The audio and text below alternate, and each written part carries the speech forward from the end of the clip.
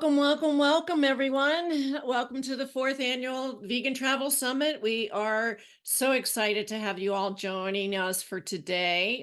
We are on day 4 now. The name of the talk today is, I'm going to let you say that, Rissa, the name of the talk. I believe it's Vegan Ventures into Spooky Dark Places. Yeah. Yeah. So my name is Donna Zeichfinger. I am the owner of Green Earth Travel, and I am the proud host of the virtual vegan travel event. Before we want to get started, we would like to thank the sponsors, which we don't have slides for, but we want to thank the sponsors, the Korea Tourism Organization. They're our platinum level sponsor. Antara River Cruises in India, our gold level sponsor for their support of Vegan Travel Summit. Without their support, this event would not be possible. A few housekeeping notes. This session is being recorded on a Zoom webinar, and all attendees can use the chat function, the Q&A function below, to ask questions for each of the presenters. I will be answering the questions. If possible, I'll answer them during the session, but if not, we will answer them after Rissa finishes her talk. All attendees will be able to watch the replays up until the end of the summit for free. If you would like to access to watch all the sessions up to 3 months after the event, attendees can purchase our replay access. This is available for a reduced price of $9.99 up until the end of the summit. So make sure to take advantage of it, because after the summit, you won't be able to watch the replays live. After the summit ends, the purchase will go up to $19.99. And I think that's about it. You can purchase with PayPal or a credit card or a debit card.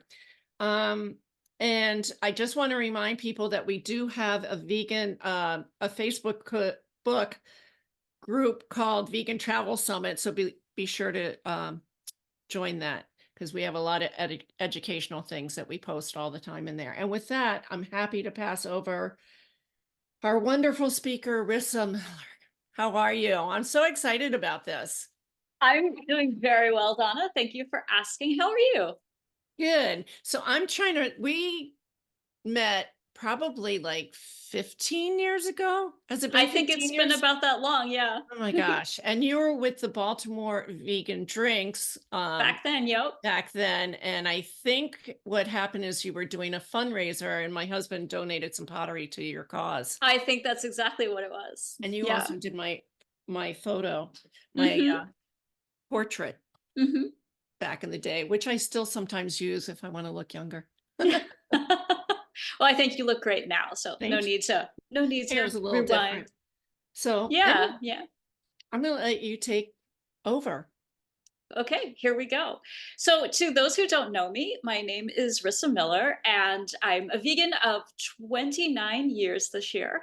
And I am a lifelong goth girl. So, when I tell you I love dark tourism, it has been a lifelong pursuit for me. I went on my first ghost tour in York, England, when I was only 8 years old. And I did see a full body apparition in an Italian restaurant called Marmaduke's at that time. So that was the beginning of my path. Only a few years later, I started being a tour guide. I was only 15 when I started doing history tours. And it has been a big part of who I am, how I live, what I believe in, as far as my whole life. So if you aren't familiar with dark tourism, it's been around for a long time, obviously more than 40 years. And the thing to know about it is that it's definitely been on the uptick. There are a lot of opportunities for dark tourism pretty much everywhere, including Maryland. So if you don't know what that means, dark tourism has 3 main categories or branches. The first is commercial haunts. So in Maryland, that might be someplace like a Bennett's Curse, which is in Baltimore County. It is a created theatrical experience designed to give you a scare, including a jump scare. So Bennett's Curse, for example, they're open all through the fall, but they also do a spooky Halloween, and I believe they have a spooky Valentine's Day coming up. That's a commercial haunt. not necessarily actually haunted, but like I said, a theatrical experience. The next category is really the true crime segment. And this could be anything from where murders have taken place to where there were wars, where there was death, suffering, and disease. These are real historic sites, and real tragedy occurs at them. This is not my area of specialty. I definitely have some overlap between that and what I do. And the third category is kind of where I live in the dark tourism category. It's haunted history. Now, haunted history can be just one building or one property, or it can be a ghost tour. It can be a book that you go out and drive to the sites listed in the book. There's a lot of ways that people approach haunted history. So, dark tourism as a phenomenon has been recently covered by the New York Times, the Washington Post, even the National Geographic magazine. People are interested. People are looking for some of these spookier, more shadowy experiences when they travel. And, for people like me that give ghost tours, it's a great thing because that means we're working more. That said, it is an entry point into history. And, a lot of folks ask me, how did you get so interested in this? And what brought you to it? So, I was a regular high school student. I thought history was super boring, the way it's presented to most people. But if you enter history through the dark history lens, it's very exciting. You get a face, you get a name, you get the mystery of a haunt, or the mystery of lost treasure, or any number of other things that fall into the dark history category. There's a reason that shows like Ghost Hunters have been in more than 20 seasons. It's because people are fascinated by dark history. They are fascinated by the idea both that there is an enduring part of us as an entity, as a soul, as a spirit, whatever you want to call it, but also that there's more to life than what we see. That's part of the mystery and fascination behind any dark history or dark tourism. So, moving into what makes Maryland a great destination for dark tourism, it's an old state. We can go all the way back to say it was the home to the Susquehannocks and many people before that. Lots of great native lore and legends live in Maryland. And then when you get into breaking down, when did the colonials arrive? When did Africans arrive? All of that happened very early in history. We're talking the 1600s. People have been living and dying in Maryland for very long, long centuries. So let's dive in first to the biggest city, which is Baltimore. Baltimore has some particular sites. And if you're watching and you see my Raven friend back here, I'm going to start with Mr. Edgar Allan Poe. Yesterday was his birthday. He would have been 250 years old, which is kind of old, even for something as spooky as Edgar Allan Poe. But that said, he did in fact die in Baltimore. Now, I'm going to clear the air here. He didn't die in a bar, and he didn't die in a street. He did die in a hospital. He did. I used to be employed at the Edgar Allan Poe Museum and House and Museum, and that is one of the biggest misconceptions. He didn't die on the street. They, in fact, do not know what killed him. His own line, "The mystery of mysteries," kind of describes his death perfectly.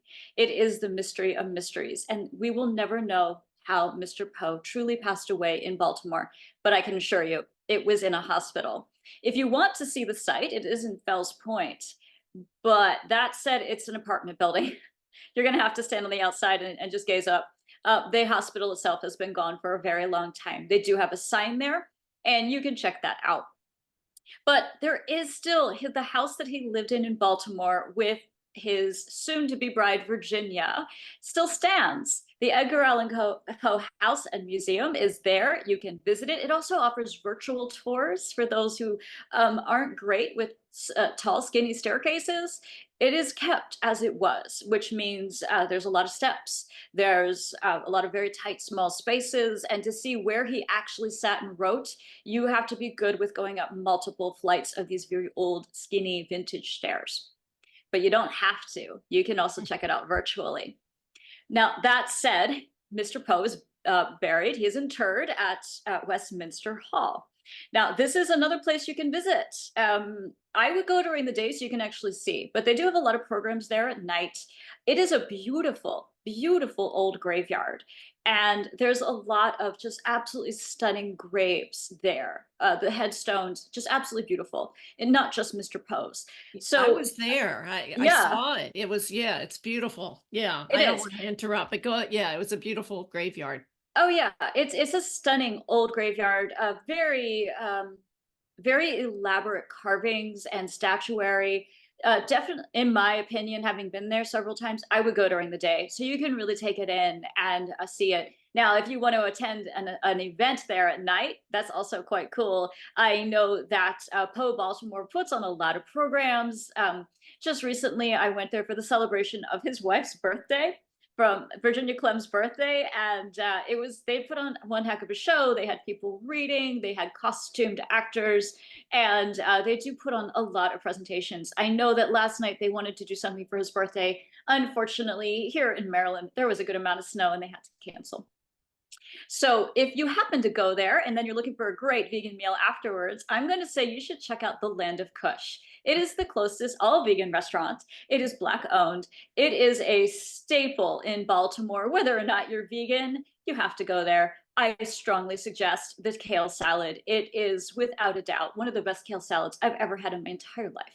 And sometimes I think about it when I can't get into Baltimore to get it. Um, I've traveled a lot, and there have been times that I was literally across the country, somewhere like Portland, Oregon. I'm like, wow, I wish I had some of that Land of Kush kale salad. So if you go, say hi for me and definitely try the kale salad. Everything there is good. The owners are fantastic people. They also operate the Maryland Vegan Restaurant Month, which is in March this year, I think. So it's a great time to hit Baltimore during Maryland Vegan Restaurant Month, because not just the vegan restaurants, but a lot of other places are going to have their best vegan offerings of the year out and ready to be devoured. So, if you love ghosts, let's go back for a second to Fells Point. Fells Point offers a fantastic ghost tour. I've been on it, and they dive into a lot of really dark history, things like mass disease that wipe people out. In the middle of Fells Point, if you don't know, is a mass grave. And there are all kinds of fascinating spirits and haunts that still roam Fells Point. I know people who live there in Fells Point, and they assured me that many of their personal homes even have hauntings. So, Ew. they just kind of make peace with the idea. You share space with your ghost. So most ghosts are. Let's clearly err on this right now. Most ghosts are what they call residuals. Residuals are just something that repeats over and over. They never interact with you. It's not like a Stephen King book. It's like watching a recording on time space. That's what the majority of hauntings actually are. Those interactive ghosts, they're a little more rare. Yes, Maryland has a good number of them because, again, it's such an old part of the world, but the residual ghosts are much more common. And Fells Point definitely, it's got them. What is the So difference between a residual? a residual is always going to repeat. They will never acknowledge you. They are never going to stop and look at you. They are never going to change what they do. So even if the building changes, they stay the same. That's how you often will see them walk through walls, or it looks like they're waist deep into the floor. It's because that's where that imprint in time was laid down. And it's usually Oh, some kind of charged emotional event that creates a residual. A tragedy, a death, or sometimes a moment of great joy can create a residual too. Any okay. huge output of emotion can create a residual. I always tell folks on my tours, think of it as a scar on time space. Just like, I have a scar right here on my hand from my curling iron. Um, I still have it years later. It's never going to change. It's the same with a residual. They're never going to change. They're never going to move things around your house. They're never going to talk to you. They're always going to repeat. And that's what the majority of hauntings look like. And so Okay. it's not an evil, scary thing. It's just someone who left a scar on time space that's doing the same thing over and over. So nothing to be afraid of. It's like watching a movie, except you Great. can't turn it off. No. So back to Fells Point. If you're in Fells Point and you enjoy that great ghost tour, I'm going to suggest stopping to eat at a place called Ekiban.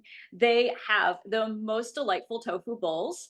And all of this, also, by the way, for our folks listening or tuning in later, I do have a PDF with all of this, all these businesses and links and everything on it. You will have a guide to go check out all the spooky stuff you want and to find great eats afterwards.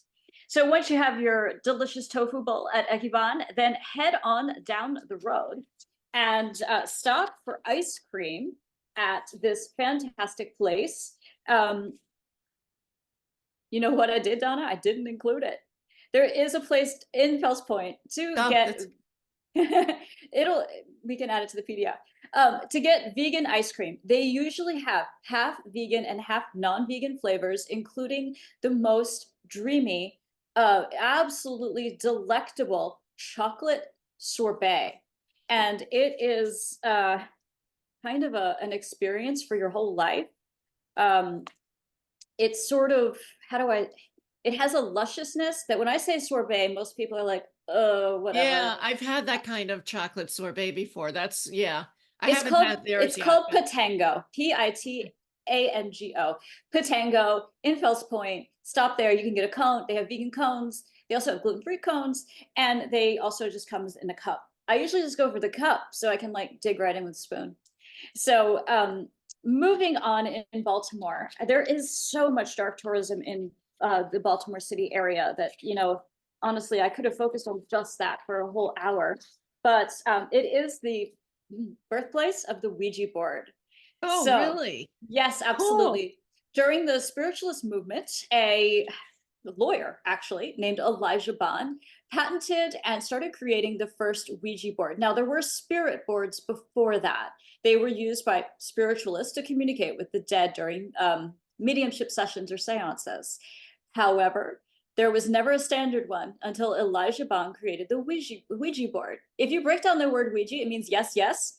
And I believe it's French and German, Ouija, Ouija. And his sister-in-law named it. He patented it, and it was made exclusively in Baltimore until 1966. Wow. So yeah, and then it moved, shocking no one. Production moved to Salem, Massachusetts. So from that time, it was never an evil thing either. Let's clear the air right now on the Ouija board.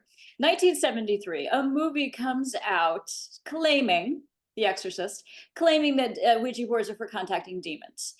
They were never used for that before. They were mostly a thing used by families either as a game, just as something fun to do, or to contact their loved ones that were lost to disease or war. That is how they became popular. That is their true history. And it was not until The Exorcist came along, which was a completely fictional movie, by the way, to also clear the air on that. They Although have the nothing. stairs are real. The Oh stairs yeah, they're real. It's a real place. It's yeah. it was filmed on location in real places, but the story itself was just an entertainment. The Ouija board really got a bad rap after that, and people have just held on to the superstition. It just really goes to show you the power of superstition. So you can go to the grave of Elijah Bond.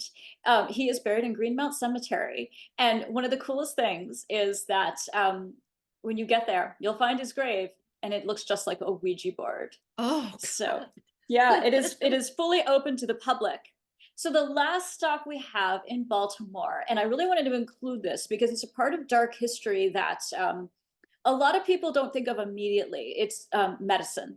And this one's going to specifically be forensics. So forensics is the science that people use to solve crimes, kind of like to reverse engineer what happened at a crime scene.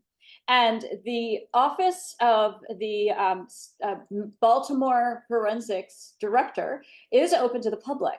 They have a thing, an exhibit at Scarpetta House called the Nutshell Studies of Unexplained Deaths. And there are 18 staged scenes where they explain deaths and how they figured out what happened, who did it, that kind of thing. Now, you do have to go when the office is open. It is not that far from Inner Harbor, and it is definitely worth checking out. So again, it's a little different take on dark history, but very relevant part of our culture and how crimes are solved. I mean, if you love crime shows, you're going to love Scarpetta House because I know everybody wants to watch Criminal Minds and stuff like that over and over and over. So you're going to love Scarpetta House if that's your flavor of dark history. Now, while you're in Baltimore, I really want to emphasize that one of the vegan dining things that makes Baltimore most special is the incredible number of Black owned restaurants.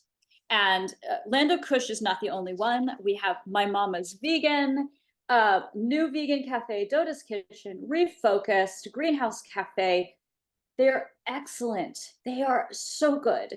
They are all privately owned, independent restaurants, and the food at every single one of them is really, really, really good. And yeah, they have stuff like kale salads and fresh juice, but then they also have the most amazing things like mac and cheese and stuffed shells and lasagna. So Doda, especially if it's cold, you're going to want to walk around with a nice full belly of, vegan mac and cheese to just kind of get you through the day. I love them all. They are some really special places, and I feel like they put Baltimore on the map in the vegan community for a really unique and special reason. There are some other mentionable spots, like the all vegan, all gluten free Harmony Bakery. It's another family owned business. But if you are gluten free, they've got you. They've got you for donuts. They've got you for cake. They've got you for soup and salad. Another place that is notable, One World Cafe has been around forever. They are kind of a standby classic Baltimore eatery. It is not all vegan, it is vegetarian. But if you go there, and it's really close to the art museum, fantastic, an absolutely wonderful experience. The owner, it's owned by two women, they're sisters, and they do such a good job. They really care about their community. And the last really special place in Baltimore, there are so many places that have vegan food in Baltimore. You won't have any problem eating at all. The last place I really want to mention is Red Emma's Cafe and Bookstore. They're a little further north in the city. They are collectively owned and they specialize in basically making everybody feel at home. They're in their new space now. It is open. They have been around, oh my gosh, more than 20 years. They have a bookstore that focuses on local authors, indie authors, and everybody who works there cares because it's a collective. You're never going to get bad service because everyone's invested. And absolutely a wonderful experience to stop by Red Emma's. So I am going to move south a little bit into Ellicott City. It's in Howard County. Now, I'm probably going to speed up a little because I see my hours just ticking by. That said, Ellicott City is in Howard County. It is more than 250 years old. It was founded by Quakers, and it has a special place in my heart because that's where I do my haunted tours in Maryland. Now, Ellicott City's entire it's built on the same kind of stone as Gettysburg. And they say that one of the reasons, not the only reason, but one of the reasons Gettysburg is so haunted is because of the composite stone that has crystal in it. And Ellicott City is on the same bedrock. So you better believe Ellicott City has lots and lots and lots of ghosts. Not just the residual kind either. There are plenty of interactive spirits. There are so many people that have experiences there, photographs. I personally have had quite a few unexplained experiences in Ellicott City. Now, if you get there April through November, Maryland History Tours has fantastic options for two different ghost tours, as well as other seated lectures about haunted and esoteric history. I do work there in full disclosure, but I'm not the only one. There are 8 other tour guides. You don't necessarily get me. So that said, I think they're all great and they all give a very fine ghost tour. There's the Main Street Ghost Tour as well as the Mount Misery Ghost Tour, which is a lot spookier and has some darker entities involved if you like to be scared. Now, we do in Ellicott City also have the oldest passenger train station in the United States. It's the B&O. wow. And it is haunted by one of the station masters named Charlie. Charlie shows up a lot. I've had my own experiences with Charlie. In fact, I think all of the guides have and all the employees of the station have. He is a regular. He's very friendly. He's industrious as ghosts go. He likes to keep up and make sure the place is clean. He's always working. So if you go, the B&O is free to tour, and they're open during the week and the weekends. So definitely check out the B&O. Now, if you happen to be there, It is a surprisingly vegan-friendly town. If you like sushi, there's Umi Sushi Cafe. All of their vegan menu options are really clearly marked, which is a delight. And Syriana Cafe and Gallery is owned by a family from Syria. If Middle Eastern style food, they also have this really fascinating Turkish coffee that's made on a sand table. And just watching them make it is a super cool experience. I highly suggest it. Be warned, the coffee is strong. And I mean, the coffee is strong. So there's also, if you happen to be there during the day, the Little Market Cafe. They have vegan breakfast, which is unusual. They have vegan breakfast sandwiches and bagels. Then during the afternoon and into the evening, they have vegan pizzas and sandwiches and wraps. Everything is clearly marked. They have a separate vegan menu on their website. If you're looking for something sweet, you can always stop by the Unusual Company. Kind of like Patango, they sell vegan gelatos and also coconut-based vegan ice creams. That is about 1/3 of what they normally have available. And Unusual Company is also a horror movie store. So if you happen to be down in Ellicott City, Maryland, you're really going to enjoy the dark history elements of Unusual Company while you eat your vegan gelato. So moving onward, we're going to head to the coast next. We're going to Ocean City, Maryland. Everybody thinks of Ocean City for the beach and the golf and all the fantastic water sports.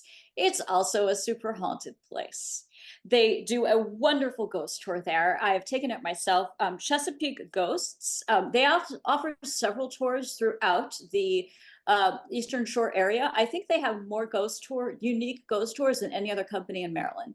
And one of the authors of a lot of the books that's going to be on the list available to you on the PDF is one of the tour guides and the owner of the company. So she's a fantastic expert. It's a wonderful experience.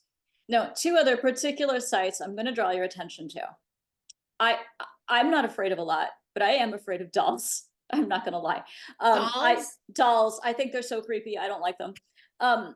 They have a haunted doll in the museum in I'm sorry, Ocean City. It is at the Life Saving Station Museum. Her name is Laughing Sal.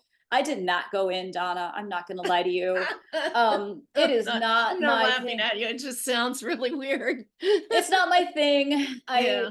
You know what? I mean, all respect to people who love dolls. I played with dolls when I was a little girl, and I'm not afraid of like Barbie dolls or Raggedy Ann and Andy, even though I know there's a famous haunted Raggedy Ann in New York. That said, I don't like those old Victorian dolls with the Right. wonky eyes. Right. Right. That's I not get my that. flavor.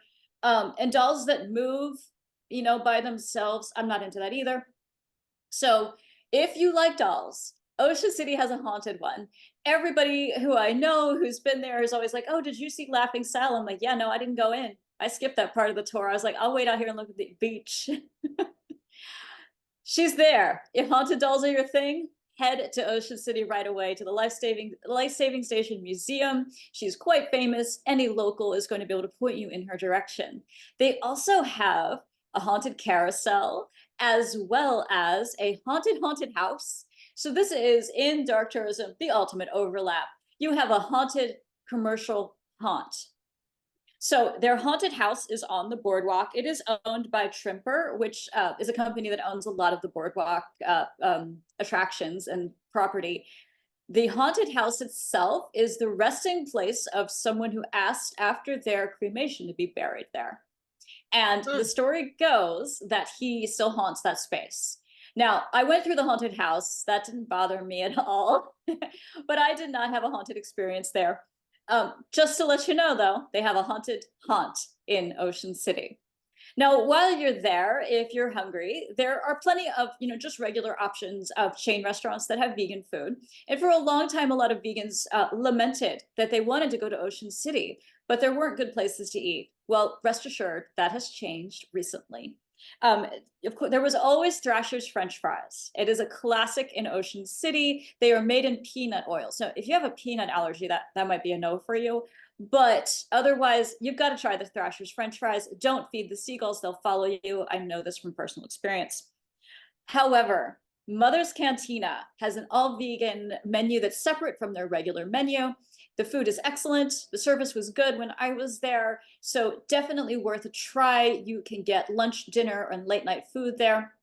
And then Real Raw Organics is another fantastic place, especially if you're a healthier eater. If you're there during the summer and you're worried about looking awesome in your swimsuit, whatever that means to you, you can get healthier food at Real Raw Organics. It is not an all vegan restaurant, but they really know how to do vegan, and the food is healthy and light, and it's the kind of stuff that makes you feel good, especially in the summer. So moving right on along to Annapolis, also on the coast, but I guess more on the bay, but Yeah. still, to the eastern side. Now, Annapolis is kind of, I would call it the ghost and spooky tour capital of the state. They have more options for tours than any other part of Maryland. And I've been on several of them, and they were all quite good. They all were very knowledgeable. They did a great job, and they're all different. They have a different personality. So, starting off, they do have the walking ghost tour. They have a twisted history pub crawl. Now that's a little different because it goes into like murder and mayhem and true crime, and a couple of hauntings. So if you like true crime, that might be a thing that would be fantastic for you. There is a boat ghost tour, which is something that not everybody can even offer, but they have one there. And you can sip a drink while you're on your boat ghost tour and see the sights from the vantage point of the bay. Another thing on the bay is a pirate tour. So the folks are all dressed up like pirates. They talk a lot about the pirate history around Chesapeake Bay, which I honestly didn't know that much about. Pirates are not one of my areas of expertise, but pirates are a very big part of history. So it's really cool. It's super fun, and that one is something they do have. Ones that include alcohol that happen later in the day, but during the day you could take your family, especially if you have little ones that love pirates. That might be a fun thing to do in Annapolis. The oldest bar in Maryland is also in Annapolis. It's called the Middleton Tavern. Now, it's not as an especially vegan friendly spot. You could only really go in there for a drink or maybe some fries. However, it is definitely haunted. It has a ton of fascinating history and lore, and it's definitely worth checking out while you're walking around. I'm sure if you take the walking ghost tour, you're going to stop there anyway, and you'll hear the whole scoop. Now, Annapolis is another one of those places that was kind of considered a vegan desert for a while, but there are definitely places to go there. I mean, you always have your, Chipotle's and places like that. But if you don't want to stop at a chain place, I've got some suggestions. One of my favorite places is 49 West. It's a coffee house and bar. It is open for breakfast, lunch, dinner, and late night. Now, it is not a place where you're going to get, a four-course gourmet meal, but they do have vegan options on the menu for all of those meals, as well as a full array of plant-based milks for your coffee or tea or latte, as well as wine. So it's a spot where you can stop all day long and get fueled up and relax in a comfortable environment. It also has lots of indoor and outdoor seating, and it's just a cool spot. So there's another spot there called Preserve. They focus on fermented foods, and they always have at least one vegan option. I was looking for more places, and I found this very cool spot called the Blackwall Hitch. Blackwall Hitch is kind of like a brew pub, and they have a separate vegan menu. And some of the locals I talked to had very, very good things to say about it. So, and that's another place to try. There is another brewing place called Forward Brewing. They have a good number of vegan options, and they brew their own beer. So if you want a fine dining experience, Annapolis does have a lot of fine dining restaurants. It is Maryland state capital. So Metropolitan Kitchen does require reservations. But if you want to go and have a fine dining experience, dress up after you've been on your pirate tour or whatever. I don't mean as a pirate, by the way. I just mean dress up. I You think we know can, that. yeah, just to be clear, I don't know how Okay. they feel if you went and dressed like a pirate, but you can go to Metropolitan Kitchen if you have a reservation. When you make the reservation, just tell them you need a vegan meal. That's all you have to do, and they will serve you a very elegant, upscale vegan meal that night. The standby in Annapolis has always been Tsunami Asian Kitchen. They have been there for over a decade. You can always go in there and get a vegan meal. It is not just sushi. They do have stir fries and noodle bowls and things like that. But, for everybody who's been vegan in Annapolis for any amount of time, they know Tsunami. If you need breakfast, Bread and Butter Kitchen is a spot that has vegan options on the menu for breakfast. So moving from Annapolis all the way across to Frederick, Maryland. We're heading to the west side towards the mountains now. And Frederick, Maryland has a very different flavor than anywhere else we've been. If you love outdoorsy kind of stuff, hiking, bicycling, taking in nature in a mountainous region, of any type, birds, etc., you're going to really like Frederick. It's got all of that and more. It also has a really interesting role in history, especially the Civil War. So let's start right there. The Museum of Civil War Medicine is in Frederick. It is not for the light. How do I say this? If you're a little squeamish, it's not the place for you. It is truly Civil War medicine. It is how they did it back then. Oof, yeah. It's a little gruesome. Yeah. But it's fascinating. It makes you really feel compassion for the people who lived through that time and what they endured. And it also makes you a lot more appreciative of what we have now when you're looking at those things. They do have things like the boxes that doctors carried leeches in and stuff like that. It's a lot to take in.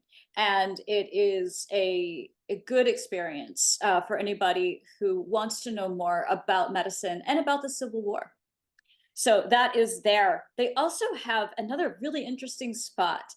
Maryland has a legendary creature. We have quite a few actually, but it's called the snallygaster. The snallygaster is kind of a flying dragon with tentacles, I guess. Is the Like a best way. Loch Ness monster. No. No, this was in the air. Loch Ness is a sea creature. This is a Oh, flying that's right. dragon type thing. So I can't describe it as anything more than a flying dragon with tentacles, to be totally honest with you. The snallygaster has a history in Maryland dating all the way back to when German settlers first came. They believe it flew with them, is how the story goes. It came along from the old country and made its home in Frederick County. So the snallygaster has a museum now. The snallygaster Museum is right outside of Frederick, and it is only open by appointment at the current time. However, super fascinating cryptid museum. Cryptids are, how do I say, creatures that science has not proven. Think Bigfoot. Think Loch Ness Monster. Those are cryptids. Now, we can't prove they exist, but we also can't prove that they don't. And the snallygaster falls into that category. So if this is your flavor of dark tourism, if you love monsters, you're going to be excited to head to Frederick and go to the Snallygaster Museum. And maybe you could even go out snallygaster hunting or cryptid hunting in general. The majority of the state's Bigfoot sightings have all been on the western side in the mountains. So, if you're a hiker, that's your spot. Go Bigfoot hunting out there. There's also werewolf stories in that part of the state, rather. And dogmen, and let me think. Oh, giant black dogs. There's all kinds of cool cryptid legends that are in the western side of the state. Now, the last two spots. Oh, there are also, before I leave Frederick City and we get into the county, they have both ghost and cemetery tours that happen through part of the year. They don't offer them all year long like Annapolis or Baltimore, but much like Ellicott City, they happen through the summer and fall. So definitely worth checking out. It is cool to get to go through a cemetery with a guide. And they do have those, they're available. The last two places to talk about are the Leganor Bridge and the haunted Catoctin Furnace. I always get stuck on that word, Catoctin Furnace. I do too. Yeah, Yes. it always sticks in my mouth in a Yeah. funny way. I apologize. So that said, they are two haunted sites. They are free to go to and to experience on your own. They both have their own haunting legends. Sometimes it's things like you feel like there's someone behind you, or just the footsteps you hear on the bridge when nobody is there. So these are local legendary spots worth checking out, and they also have their own history. When you get there, the blue signs with the history, they're there, they're waiting. And if you're hungry afterwards, there are places to eat in Frederick. Frederick has an all-vegan restaurant called Hippie Chick Hummus. I've been there a number of times. That is a breakfast and lunch spot. They're occasionally open in the evening, but if you really want food from them for the evening, they can do carry out. They have soups, they have hummuses, they have smoothies, they have local kombucha, and it's owned by a woman, and it is always delicious. It Are is they always a great experience. are they new? They've been around since before the pandemic, so I would Okay. say a good I have number to of go at check least it 5 years. Yeah, I'll have to go check it out. Okay. Yeah. Yep, definitely a good spot.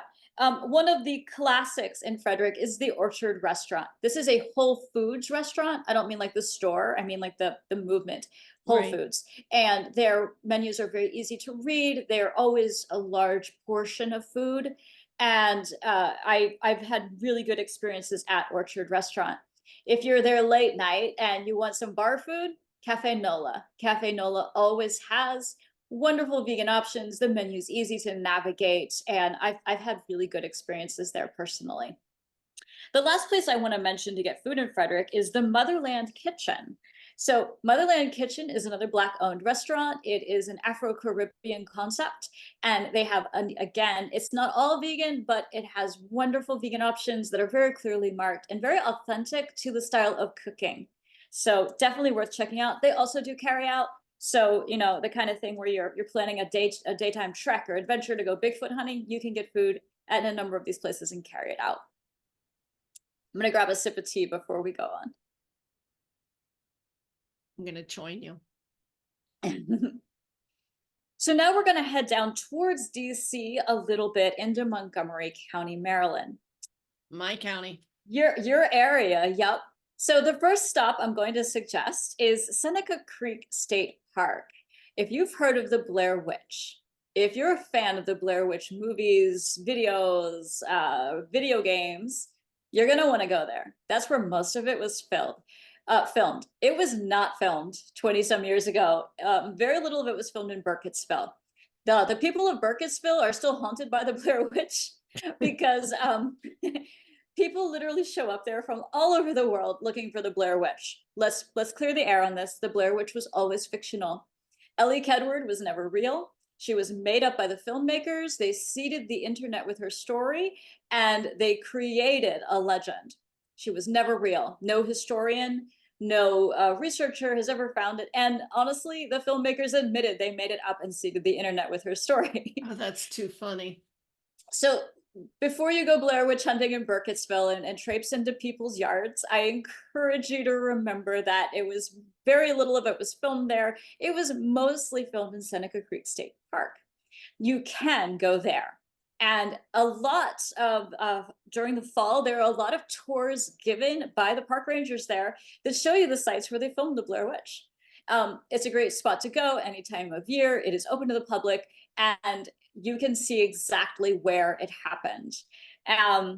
It happened, the filming, not the Blair Witch. Not the real thing. Not the Yeah. real thing. To be clear, to be clear, again, the Blair Witch was never real. So that is a great spot in Montgomery County to go. If you are an animal lover, and most vegans are, you could check out Aspen Hill Pet Cemetery in Rockville. And I put this on the list, not because it's necessarily haunted, but because it's the second oldest pet cemetery in the United States after one in New York. Now, there may be hauntings there. I don't personally know any of the stories, if there are, but there are lots of very mysterious graves and a lot of incredibly sentimental and sweet tributes to animals people have loved and shared their lives with. More than 50,000 animals are interred there. And Really? yeah, it's over 100 years old. And, pet cemeteries also came to us from this Victorian and spiritualist time. Right. The first one in the world was in London, but America was close behind. So yes, the second one in the country was Aspen Hill Cemetery in Rockville. And Rin So Tin Tin is buried there. Did you yes, know that's right. that? Mhm. I Yep. never knew that until a few years ago. I'm sorry. Go ahead. So I'm going to move now to Glen Echo, which, Donna, is more your area. Yes. But there are several spots there worth mentioning, and I know you've been to them. So we have the Clara Barton House. Clara Barton was the woman who founded the Red Cross, correct? Yes, that is correct. And she actually, I believe she died there at that house. I could be wrong, but my husband works down there. He's been there for 50 years at Glen Echo. So Claire Barton House is in Glen Echo. and they actually give tours, and they give a Halloween tour, which I would love to do one day. But Claire Barton, I don't know if a lot of people know this, was vegetarian. And she would get around, she didn't ever want to be impolite, so she would, if she was served a dish at an event, she would just scooch the food, the non-vegetarian stuff in there and eat around it. So I don't think she was vegan, but she was vegetarian. Yeah, it's a fantastic site and a really important piece of history thinking about Yes. what the Red Cross does now and how long her legacy has gone on. Yes, and it still goes on to this day. And she was a feminist and a woman before, Absolutely. ahead of her time. Yes. Very much so ahead of her time. Yes. But Glen Echo itself has lots of interesting stories at the park. The Spanish Ballroom is said to be a haunted spot, as well as the carousel, which makes it the second haunted carousel we've gotten to talk about today. Have you been into the Spanish Ballroom or the Many carousel? times. Yeah, Yeah, I've been on the carousel many times. I believe it's one of the oldest carousels in the country. And it's just turned 100 years old about 2 years ago. that's amazing. It's Yeah. absolutely beautiful. And even if you don't experience a haunting there, it's worth seeing just because it's so beautifully preserved. Yeah, it is a beautiful carousel. And the Spanish ballroom, if you ever want to go dancing on Friday nights, they have dances and stuff. So it's beautiful down there. Um, Go ahead. Yeah, so as far as vegetarian eating, there is the Irish Inn that they have an Impossible Burger and they've got a Mediterranean dish. So they got a couple dishes. The restaurant itself is probably as old as Glen Echo Park. It's very old, and it's beautiful. So that's, it's worth it if you just want to go once. The food is Right. okay. Yeah. Yeah, absolutely. And I had some other suggestions just in Montgomery County. There's Planta in Bethesda, Oh, and I might say Shuk in Shook, Rockville. yeah, Shook is in Shuk. Rockville. Yeah, they And have a couple locations. yeah, they definitely did. And I was trying to find the ones closest to the places I was suggesting. And then also in Brentwood, there's a place called Mush that I thought the menu looked absolutely amazing. So, Mush? yep, yep, yep. Really? I have to go check it out. Yeah. So there are definitely, and honestly, I think once you get into Rockville and that area, there are definitely places to find vegan food. Yeah. It's just, you know, finding those all vegan places is a little takes a little longer. So our last stop today is Westminster. It's back over towards Frederick, but not that far west. And if you like a tour, they actually have a self-guided downtown tour. And I've done this by myself. It is a lovely downtown. I felt very safe. Now, I didn't go at like midnight, but I did go right around sunset. I had a lovely experience walking around and taking in the sights. The library around Halloween runs the tour as a guided tour, but only around Halloween. Aside from that, you can download the tour anytime and go. And it is very well written. It is quite extensive. It takes you past some of the more famous haunted sites in Westminster, including the old jail. Allegedly, there is a man who reappears every Christmas Eve that was a prisoner there. He didn't want to be transferred into lockup in Baltimore, so he killed himself on Christmas Eve night. And this is the history of this haunt. And they say that every Christmas Eve night, you see him again in the old jail, which is now next to the modern jail, but it's office buildings. And it's the historic site is used as an office. So they say that every Christmas Eve, I believe his name was John. John reappears in the old jail. Now, I did not get to go in, but I did go through and see it. It's right across from the new courthouse. It is a lovely downtown to experience. So also on that tour is a place called Cocky's Tavern. Allegedly, the haunt there is a woman who's quite busy keeping house. So I guess that's what she did there in the past, and she's going to She can keep come doing to it my now. house. She can come to my house. And there wasn't a lot in Westminster to eat. I mean, you find your usual Chipotle's and taco places and stuff like that. There were two Thai restaurants that had the option to get vegan food. They're family owned. One is called Ying Thai and the other is Tim Thai. And they had great reviews from vegans online because the service was great and they paid a lot of attention to no fish sauce and no egg in the Thai food. I did get to stop at one. I went to Ying Thai and I also had a great experience there. So no matter where you are, you can find something great to eat that is plant-based. And that nowadays is pretty much my experience. So as we're winding out the hour, I wanted to say that it is part of the experience of dark tourism to read more about the history.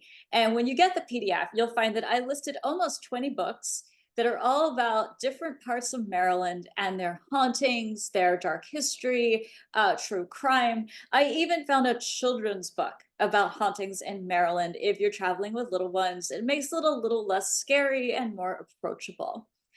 There is a one on there that's kind of just like oddities. There's ones about the Patapsco Park, it's like spirits of the park, if that's your thing and you love being out in nature. And basically, I'm saying that no matter what you're into, dark history can apply, dark tourism can apply. And Maryland's got plenty of it to go around. There are whole towns and regions we didn't hit. Towson has lots of fantastic ghost stories. There's so much more and more than you might expect in such a tiny little state for dark tourism. So thank you so much for all this. We did have one question from Sure. Sarah. She's actually a friend of mine, Sarah Yassine. Oh, Uh, hi, Sarah. she said, and I believe this was in Baltimore. She said, "What was the name of the true crime place that you Oh, mentioned it's Scarpetta House, and it's on the PDF. When you get it, in you'll see it. Baltimore?" Yep. That's okay. And Sarah also said she bought a house in Glen Echo that she was told that was owned by Clara Barton and it was haunted. Oh my Oh, gosh, that's pretty cool. Sarah, you're gonna have to take me by there next time you come down here. that's Um, very cool.